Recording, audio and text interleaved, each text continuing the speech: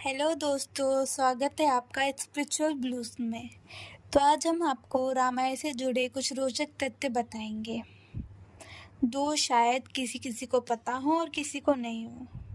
पहला, रामायण के हर 1000 श्लोक के बाद आने वाले पहले अक्षर से गायत्री मंत्र बनता है। गायत्री मंत्र में 24 अक्षर होते हैं और वाल्मीकि रामायण में 24,000 श्लोक हैं। रामायण के हर 1000 श्लोक के बाद आने वाले पहले अक्षर से गायत्री मंत्र बनता है।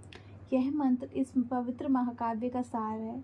गायत्री मंत्र को सर्वप्रथम ऋग्वेद में उल्लिखित किया गया है। दूसरा, राम और उनके भाइयों की एक बहन भी थी, जिसके बारे में बहुत ही कम लोग जानते हैं। श्री राम के माता पिता एवं भाइयों के बारे में तो सभी जानते हैं, लेकिन बहुत कम लोगों को यह मालूम है कि राम की एक बहन थी जिसका नाम शांता था। वे आयु में चारों भाइयों से बहुत बड़ी थी। उनकी माता कौशल्या थी। ऐसी मान्यता है कि एक बार अंग देश के राजा रोमपद और उनकी रानी वर्षणी अयोध्या आए। उनको कोई संतान नहीं थी। बातचीत के दौरान राजा दशरथ को जब यह बात मालूम पड़ी तो उन्होंने अपनी बेटी शांता को उन्हें दे दिया। यह सुनकर रोमपद और वर्षणी बहुत खुश हुए। उन्होंने बहुत स्नेह से उसका पालन पोषण किया और माता पिता के सभी कर्तव्य निभाए। एक दिन राजा रोमपद अपनी पुत्री से बातें कर रहे थे। उसी समय द्वार पर एक ब्राह्मण आए और उन्होंने राजा से प्रार्थना की वर्षों के दिनों में वह खेतों की जुताई में राज दरबार की ओर मदद प्रदान करें। राजा को यह सुनाई नहीं दिया और वे पुत्री के साथ बातचीत करते रहे।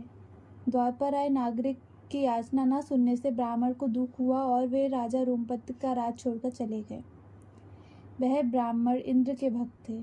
अपने भक्ति ऐसी अनदेखी पर इंद्रदेव राजा रोमपद पर क्रुद्ध हुए और उन्होंने अपने राज्य से पर्याप्त वर्षा नहीं की। इससे खेतों में खड़ी फसलें मुरझाने लगीं।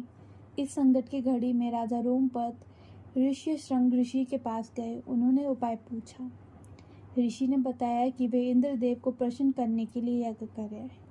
ऋषि ने यज्ञ किया और खेती खलिहान पानी से भर गया।